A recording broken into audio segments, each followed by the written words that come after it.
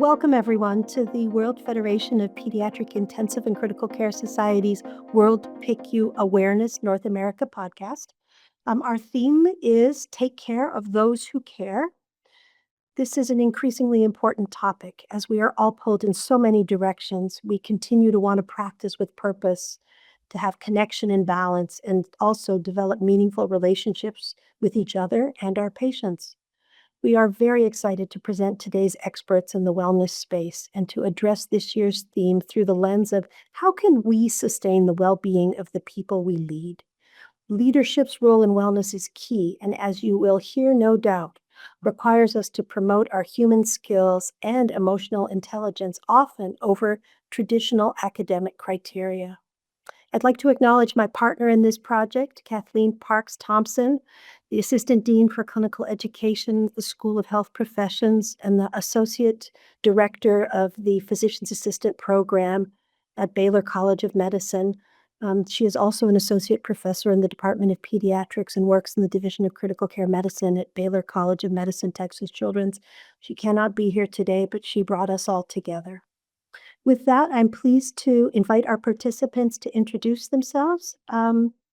Dr. Nasser, if I could start with you, please. Hi, thank you. It's a pleasure to be here. My name is Wendy Nasser, and I am the Associate Vice Chair of Advanced Practice Providers for Baylor College of Medicine in the Department of Pediatrics. My clinical work is within pediatric critical care medicine at Texas Children's Hospital. Thank you. Dr. Border. Thanks. My name's Will Border, and I'm actually a pediatric cardiologist, so not a PICU doc, but I have spent many hours in PICUs through my career. And I'm the Chief Physician Wellness Officer at Children's Healthcare of Atlanta and a professor in the Emory School of Medicine. And my scope is over the 1,200 physicians at the Children's Hospital here, and with a focus on well-being and professional fulfillment. Thanks. Thank you. And Dr. Shenoi. Hi, my name is Asha Shenoi. I'm a professor of pediatrics and a pediatric intensivist at Golisano Children's Hospital at University of Kentucky. That's my clinical role. My leadership role is as an associate dean for learning environment for University of Kentucky College of Medicine. In that role, I oversee around 90 programs and around 900 to 1,000 learners, mainly residents and fellows across 6 campuses. One of my research interests is in burnout and well-being of ICU providers and in a GME setting. And well-being is one of the domains that I support in my GME leadership role. I am grateful for this opportunity and excited and looking forward to this conversation. Thank you all. I am really excited to be able to be a part of this. As a moderator, my name is Leah Harris, and I am the Chair Emeritus at the University of Texas at Austin Dell Medical School and a proud pediatric intensivist for many decades. My first question for our panelists is, you have been selected as the leader of your critical care team. How can you go about improving the well-being and reducing the burnout in your team? I can start. So I think well-being involves finding out and supporting what is important to your team members in and outside of work. So that can include family responsibilities, hobbies, stressors, and then finding ways to support what is important to each individual is a requirement when you're trying to maximize satisfaction in the workplace. But it is a challenge, especially as you look at the institution as a whole. So the balance of finding what's important to the individual that resonates to the rest of the group can be really dramatic, but I think it's definitely worth it. And so looking at what is important in affecting the workplace, I think is a good place to start. So whether that means reviewing staffing plans, if that is what is creating a lack or creating increased stress for the group, or finding ways to recognize individuals, to celebrate them, to highlight their activities. All of those things I think matter and can help the well-being of the institution. Yeah, agree. Thank you. Thank you. I can add on to that, and I agree with Wendy.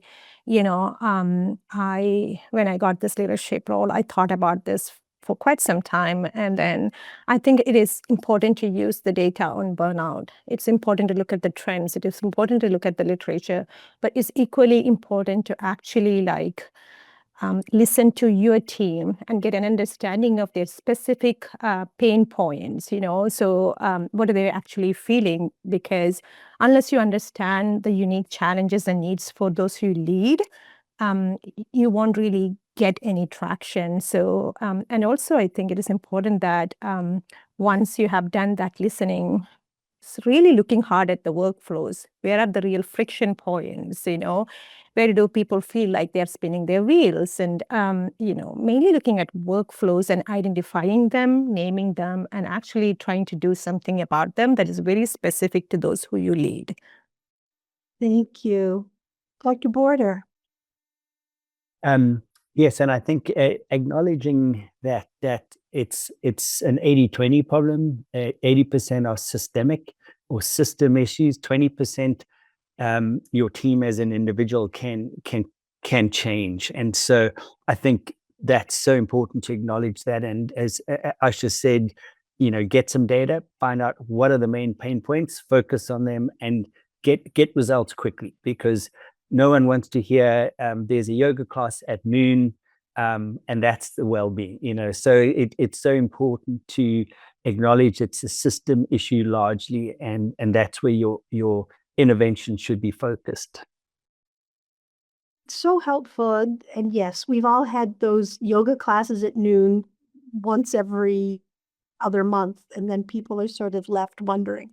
Can you as a group talk a little bit about what data supports the importance of you as a leader taking the well-being of your team seriously and working to reduce burnout for your teams?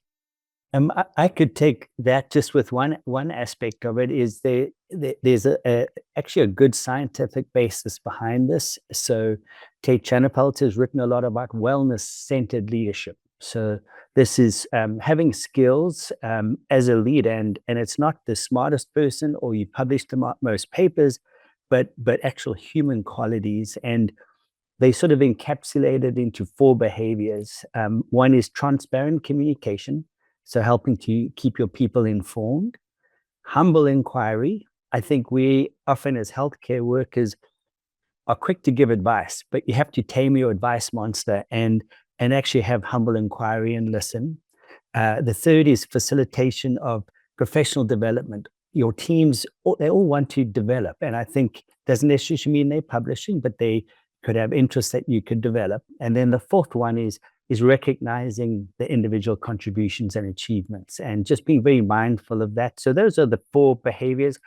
We have looked at the leadership index, which is a validated scale of our division chiefs over 3 years. And as we've skilled them up in these human skills, our leadership index has gone up by 1 point each year, and our burnout has gone down subsequently, and engagement has gone up. So I think there's a good source of data now that shows that paying attention to wellness-centered leadership as a leader really helps. No, I agree with that, because the paper that, Dr. Border was referring to, that Chanafelt and colleagues wrote, leadership quality was the strongest predictor of burnout.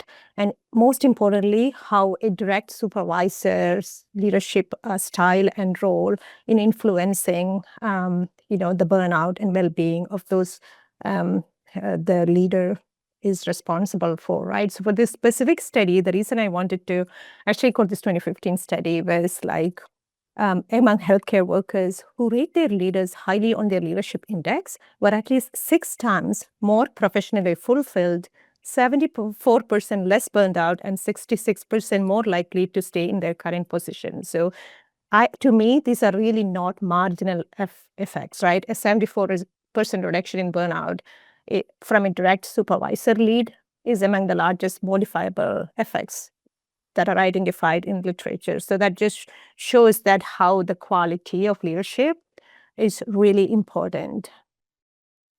Powerful data. Dr. Nasser, do you have anything to add to that? I was going to say that I think it's really important to dive into the literature and to definitely look at all of the different ways that not only our organizations are dealing with the issues, but also looking outside at the industry and how they are addressing some of the burnout issues. Um, when we looked at that locally, we also decided to go ahead and survey, even though everybody hates surveys, we surveyed our population. And what we found was that even though we weren't being rated super high, the low ratings were just as important as the high ones because it really highlighted where people were struggling. And it helped us to kind of zone in on where we needed to do more work. And that goes back to the literature because this is a new and an old problem at the same time, but you have to be able to put it into context. And so I think having individuals and other organizations that are dealing with the same issues, providing their perspective is really important. And the only way you're going to get it is through the literature that you've mentioned. I'm struck listening to you, how you all have been able to identify leadership index and talk about it as a clear marker of that's related clearly with well-being and decreased burnout. And I suspect also increased quality metrics for the units where people are working. And yet I'm struck that there is probably a few numbers of programs that have embraced the leadership index the way that you and your programs have. So this is sort of an off the cuff question, but just thinking, how do we enhance the embracing of leadership index as a tool that we implore our colleagues to use more generally? I have one thought on that. I think Peter Drucker, who's done a lot of work in sort of business, is you have to measure it to manage it. So if you're not measuring it, you can't manage it. And but if you look through many programs, there'll be metrics like publications in your division. There'll be financial metrics. There'll be other performance metrics. I think it just has to be adopted as part of the performance of your leaders, and I think that's the only way that So I think that's just the key is you have to measure it to manage it, and if you don't measure it, people will default to maybe the non-wellness centered model, which is overwork, over perfectionism, things like that. Yeah, no, very helpful. I think for us, we had leadership buy-in, which is very important. We have our Office of Institutional Wellbeing. They really drive a lot of advocacy around this, and for the last 2 years have this ongoing program for leaders to participate in human-centered leadership development. So I think that is key as well. As an institution, you have to really have leadership buy-in. Yeah, it's huge. Makes a huge difference. Concur, absolutely. For us, I think we were a little bit late to the game. We saw, we're in the largest medical center in the country, and we saw our neighbors all around us endorsing Joy in Medicine and other programs that were really highlighting the need to really look at the workforce and what they were struggling with. And so we have slowly realized, this is truly important. And in order to really find out how we can improve, we have to know where the pain points are. And so now we are also diving into Joy in Medicine, yes, finding out where we are happy, but where are the pebbles? And then when I really truly identify them and have people explain what the pebbles are, then we're trying to dive into solutions. And all of that is absolutely led by having the administration support the leaders in this pursuit of wellness. Yeah, absolutely inspiring. Makes me wonder, how do you yourselves model your own well-being and empower your teams to prioritize theirs? I can start. I think, we have clear data, right? There's a JAMA network study. It looked at, I don't exactly remember, around 1,300 physicians at Stanford. So what they looked at is the leadership burnout directly degraded leadership effectiveness, right? So I think we have to walk the talk, right? So we have to be a role model, right? Whether we say it's around work-life boundaries, work-life integration, Because if we don't do that, there is a direct cascading effect to those who we supervise. So to me, self-care is not a personal indulgence, but it is actually a leadership obligation. So I have to remind myself periodically there is evidence for this. So that's at least what I do. Yeah, thank you, Dr. Shenoi. Wendy, do you want to jump in? I honestly think that this was not something I was good at in the beginning. I came from the generation where the more work you do, the better you are, and that's what was expected. And it wasn't until I started realizing that that doesn't work for everyone. That only satisfies one aspect of your life as an individual. And I started paying attention to the needs of not only myself but the group. I now encourage everyone to take vacation, to really take time for themselves, to listen to their bodies. And there may not be the best thing for um, staffing sometimes. It is truly what's needed in order for individuals to be better. Um, it's important to listen to what is needed from just a spiritual standpoint, from a wellness, a physical wellness standpoint, and all of that matters. And it brings people back to the table, I think, in a more productive light because they feel valued. I try to do that more often. Yes, so important. Thank you. Will?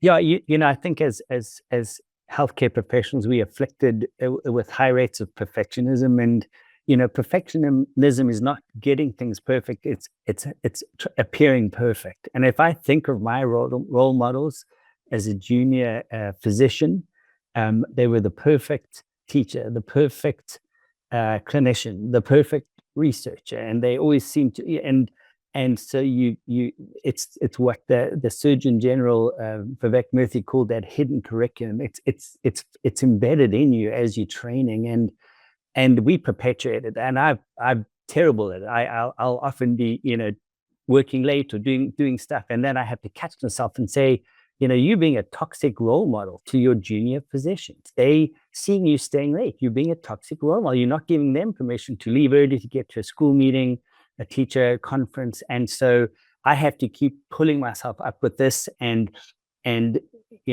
say to people, get out of here. Your work's done.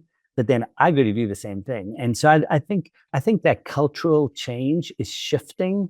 But it's still, I think we've still got a long way to go. And I think there is such a thing as a toxic role model, as a person who we used to sort of put on this pedestal. I think we have to shift that, and that definitely comes from the very top. If you're sitting in your office at 8:00 at night, working on emails and papers, you're not giving permission to your junior colleagues to get out early. So I think that's something that I certainly perpetually battle with, and I think as a leader, you have to take seriously. I'm so impressed listening to the three of you because you are all really calling upon all of us to redefine our work ethic through the lens of well-being, which really is the only way we give each other permission to take care of ourselves. We would never think twice about taking care of patients, but we're so harsh when we think about taking care of our own needs. I'd love to shift gears just a little because the three of you are leaders in this well-being space. And to ask, could you share one system level intervention you've implemented as a leader to create meaningful improvement in the well-being of your team? Whoever wants to jump in first, feel free. I can start. I'm probably going to use my leadership role because as an associate dean for learners, right? So well-being is one of the domains in support. I can think of many because we use resident voices through well-being and training committee. One of the system level interventions that I am proud of, and this came from learners, right, was meaningful systematic changes implemented at the system level, was expanded and improved access to professional counseling and coaching both. So not only for professional counseling, but also well-being related coaching and making sure that we are implementing policies across all our GME programs to ensure protected time for them to access the services. So this was a long-term project, right? It took a couple of years for us to get all the program directors on board. We worked with our local counseling group, which is outside our system, for providing confidential services to expand their services during later hours so that our trainees can attend that. In addition to both this, like for example, we have resources and we make sure that they have protected time to use these resources. We also track utilization and constantly evaluate the barriers to their access, at least quarterly. And we meet with this team quarterly and address them, not only quarterly, but as they arise. So I think this was probably one of the most meaningful system level interventions that I have implemented as a learner in the recent, last 2 years. Yeah, very powerful. We had developed wellness committees that initially sprung up kind of throughout the hospitals, and everybody had different timelines and they had different projects. And I think what we found that was really meaningful in the end was that we were all working towards the same goal of improving wellness, and we were all doing it differently. And what actually ended up helping was bringing all of the different groups together and talking about how had we impacted other individuals, what ideas had someone had that had been successful.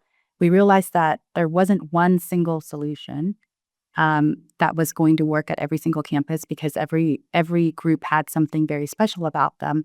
But it was really enlightening to find those little highlights that they discovered, and that some we could share across the entire system, and some we couldn't. But that also was a positive. And likewise, we also realized that there were people that really wanted to succeed in certain areas. So some people really needed help in leadership. Some people really needed help in their clinical work, or they were having personal issues that they needed to work through. And so our in-chief actually brought in organizational psychologists, and they have been amazing at helping people develop in the many different avenues that were needed.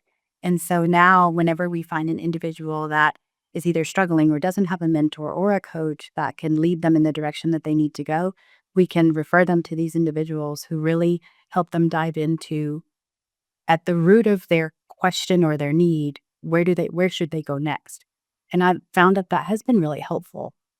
It's not something that we had ever had before, or if people had coaching, it was always outsourced, and now we have it internally, and it's been amazing.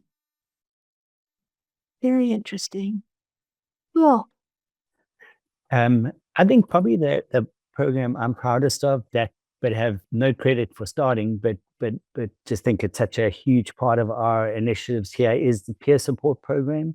So it was started about 15 years ago by Dr. Kurt Heiss, who was a general surgeon, and he had a really terrible outcome in an operative case. And he found he didn't really have anyone who he could talk to, and that was about when peer support was starting to be recognized as one of the most impactful things. If you've been involved in an adverse event, patient death, having a peer to talk to that you can debrief with is so helpful. And so he helped to start that program, and Dr. Mike Wolf, who's a cardiac intensivist, is our sub-lead on that and has done some great work. And we offer 1-hour peer support trainings. So it doesn't make you a psychologist, but it gives you the do's and don'ts if you reach out to a colleague. And we have a network now of 140 providers, so APPs and physicians that are trained, and they are activated by anyone. It could be a fellow reaches out for a colleague, or a nurse manager reaches out for a physician, or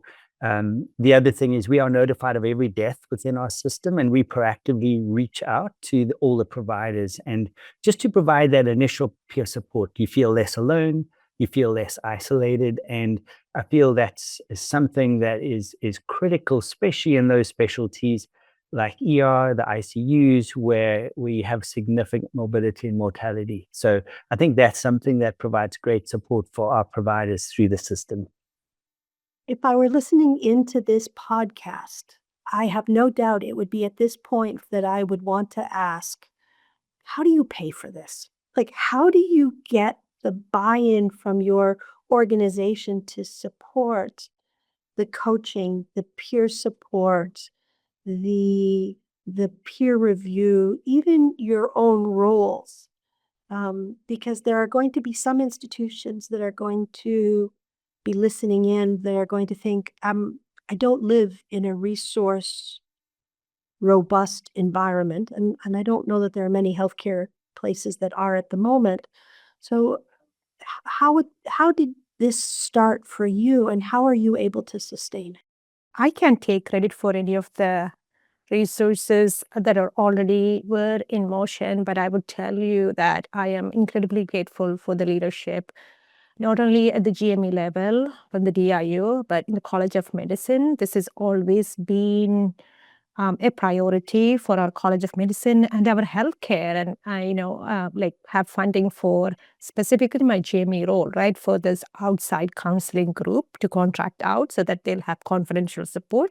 And the coaching, we use a program called Better Together coaching program that our residents can avail. It is a 4-month longitudinal program, and we cover the cost. So I think I know work in a state university, again, it goes back to the leadership quality, and like people who lead, when they are human-centric, they tend to support human-centric leadership development and support well-being for all our, not only our learners, but APPs and entire staff, faculty. So I would say again, good leaders make a difference and they find the money. Yeah, really valuable. It's an investment, not an expense. I could not agree more. I mean, just so impressive what you are all doing. When you Can I jump on that just in one please. quick second? There's a term that a colleague uses, is there's light green dollars and dark green dollars in healthcare, and sadly we are mostly working with light green dollars, and I think your point is exactly right. We have to fight step by step to keep support, and I think the key is building relationship with the executive team. I think that is so critical. If you don't have buy-in at that absolute highest level of the executive team, your programs will not go. And we are blessed to have our chief administrative officer who's really been all in on this for the last 20 years. But it is light green dollars. We have to be honest about that. And sadly, when things change, often well-being initiatives are the ones that are on the chopping block. So definitely have to acknowledge that in the current healthcare climate. I think for us, we were able to highlight the benefits of having the organizational psychologists on our staff, because it was so much more expensive to outsource the coaching, which we do to a limited extent now.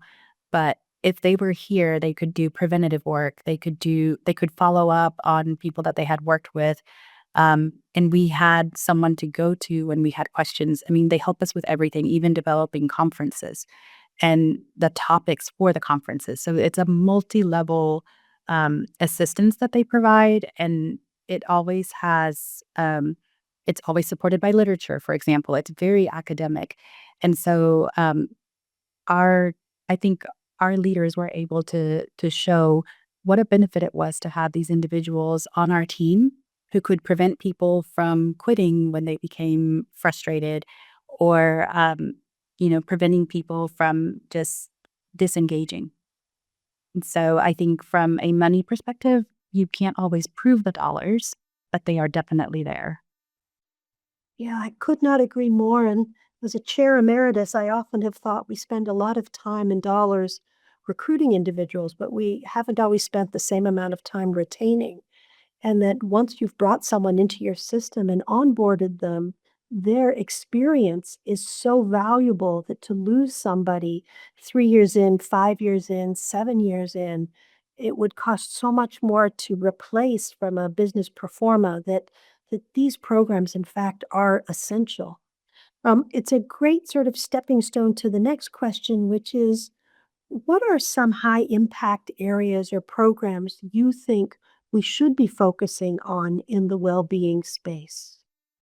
I'm happy to jump in there. I think what Asha had mentioned earlier about efficiency of practice and this concept of practicing sort of top of license versus bottom of license. I think for providers, that is such a key thing. If you can improve, take away their inefficiencies. There have been different programs. We have a program called Pebble in My Shoe, where every provider can drop an email to that. Our wellness team manages it, and then we close the loop with the ops team. That has been incredibly helpful. There was a Hawaii health system that did gross, get rid of stupid stuff. And they found many different things in the EHR that improved efficiency. So I think getting everyone in your team to function top of license and remove some of that bottom of license stuff, however you do it, whether it's with ambient AI scribe, whether it's with just better logistics. I think to me that is always high impact and a quick win. Yeah, very important. Yeah, I agree with Will. And in terms of when you're looking at your workload and work recovery, he mentioned workflow efficiency. I would say that, workload and recovery is something that I think we have to pay close attention to, because chronic overload is one of the leading drivers of burnout, right? So how, as leaders, we can really encourage and have policies and programs in place to protect the recovery time, not just encouraging it, but really making sure that there is a mechanism to really protect their time off work, right? Making sure that we are constantly looking at the workload and reassessing, and also taking away parts of the work, like Will mentioned, that are really at times time suck, right? So it doesn't really help them. And also setting norms around after hours and making that structurally possible, I think, is probably one of the highest impact areas that, at least in my GME world, that we focus on. For us, I think we've really worked on developing the community and supporting that. So one of the ways that we achieved that was by getting rid of titles. So everybody was seen as an individual. The preference was to have, face-to-face conversations. There's so much lost in text, and that's what we're relying on so much now. But really recognizing that human interaction was really what was going to get back to carrying us through some of the difficult points in time has really been, I think, impactful. And it's so basic and yet so needed. Yes, could not agree more. This learning curve, though, and building the programs that you have, and being able to think about what should be focused moving forward, no doubt you and your teams have stumbled along the way. And might there be missteps that you could share with us that we should avoid as we start this wellness journey and try to learn how to take better care of each other? I have one example. So people were talking a lot about resilience and about if you make your resilience better, less burnout. So I went off and did a course on with the Human Performance Institute to be a resilience trainer. And being a scientist, I put a group through my resilience training, to half the group, and then the other group not. And then that was actually in January and February of 2020. And then what happened in March of 2020. And so we measured burnout and that before, and then I measured at the end.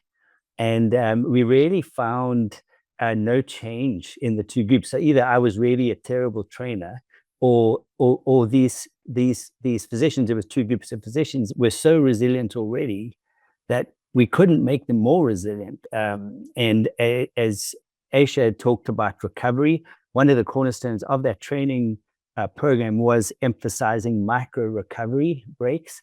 And in fact, that was the one win, and that was the one thing that came out. So for me, I would say one lesson is just don't talk about resilience. You may get something thrown at you.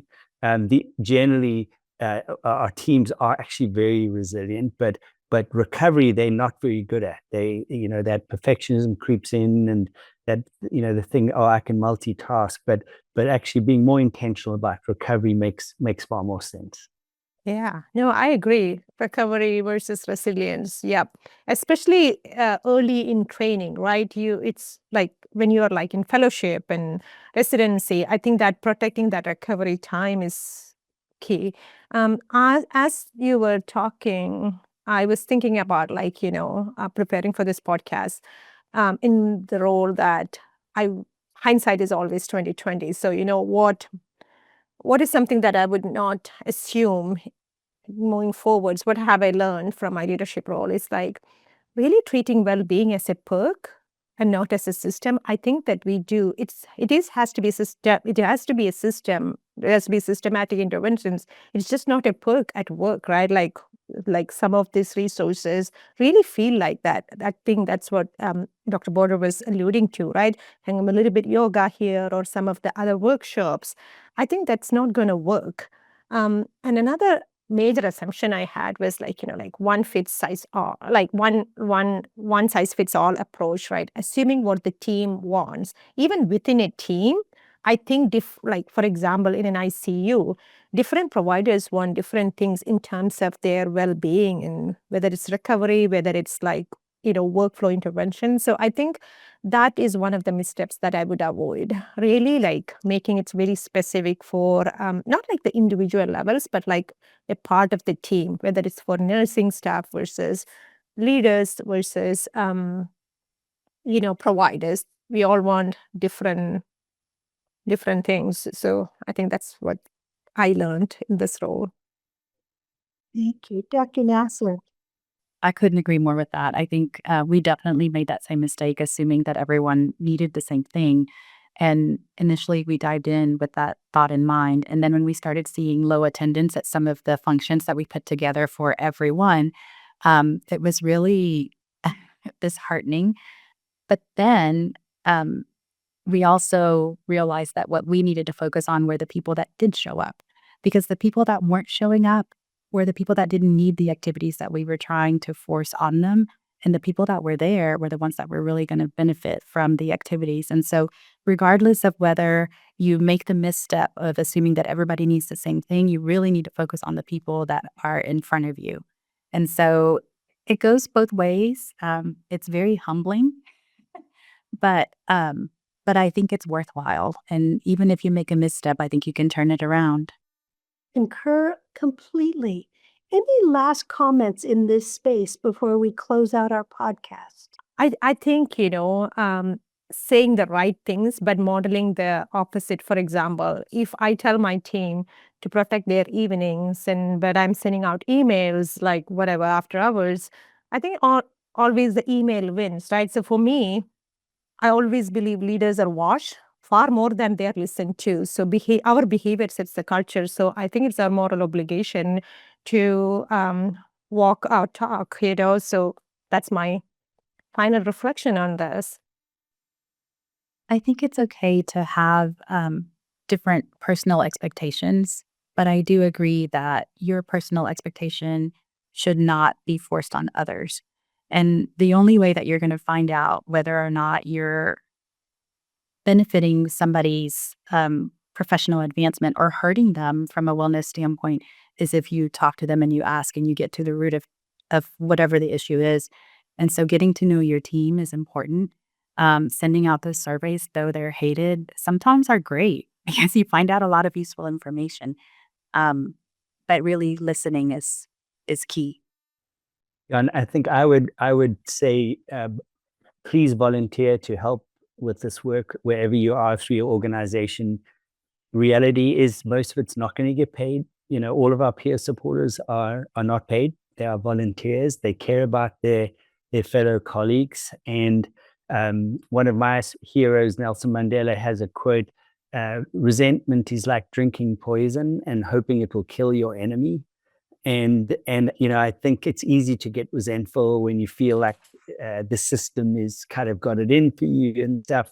And it is hard to give that extra bit. But I think if we can all get in this together and help, I think we can move the mountain. I must thank you all, Doctors Nasser, Shenoi, and Border, for this really thoughtful and inspiring conversation. I also want to thank you for being courageous because discovery and innovation takes courage. And so one of my favorite quotes is Andre Gide, who I'll paraphrase, said that we can't discover new oceans when we don't have the courage to lose sight of the shore.